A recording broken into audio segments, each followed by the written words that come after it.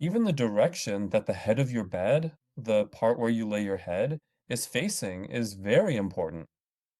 What do I mean by that? Well, our world has a north side where the North Pole is. There's the south, an east, and a west. On the north side, there's the Earth's magnetic pole. It's magnetic north. It's located a little to the right of the North Pole, over towards Canada. That's the spot that all compasses are actually pointing to. In other words, magnetically, that's the place where the Earth pulls everything. So the Earth pulls iron, it pulls metal toward that spot because there's a very powerful magnetic force there.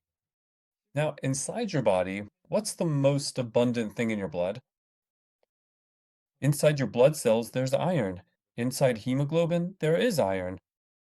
One of the most fundamental components of all the blood in your body is iron. Now, if when you go to sleep at night, the direction you lay your head is to the north, that is toward the Earth's magnetic north, do you know what happens when you lie down? The blood in your body starts getting pulled toward your brain. Now, it's just like what happens during a full moon. Why can't we sleep during a full moon? Because the fluids in our body are pulled upward. They're pulled toward our head, and our fluid balance gets disrupted. The very same thing happens when you lie down with your head facing north.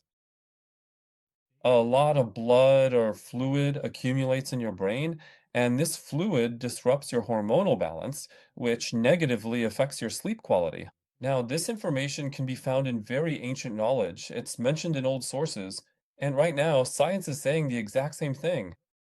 So, your head shouldn't face north. Now, you're going to say, but I checked in my house. Look, for example, when you get a chance, open the compass on your phone.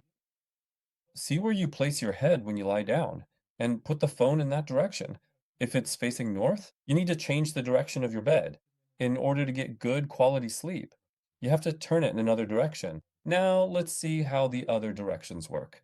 If you turn your head to the south, your body aligns with the magnetic field. Your blood flow becomes balanced because when you face south, it's the opposite. See, the opposite of north is south.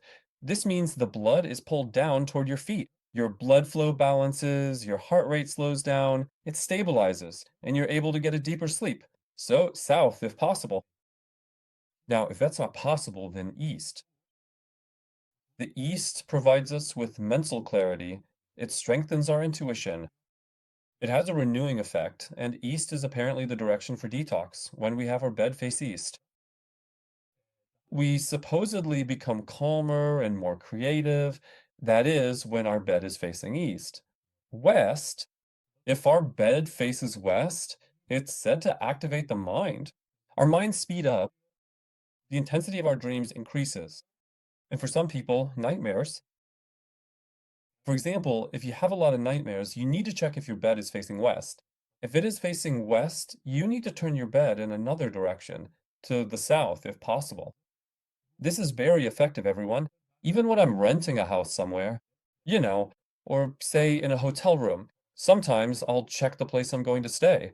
If it faces north, I request that they change my room to one that faces another direction.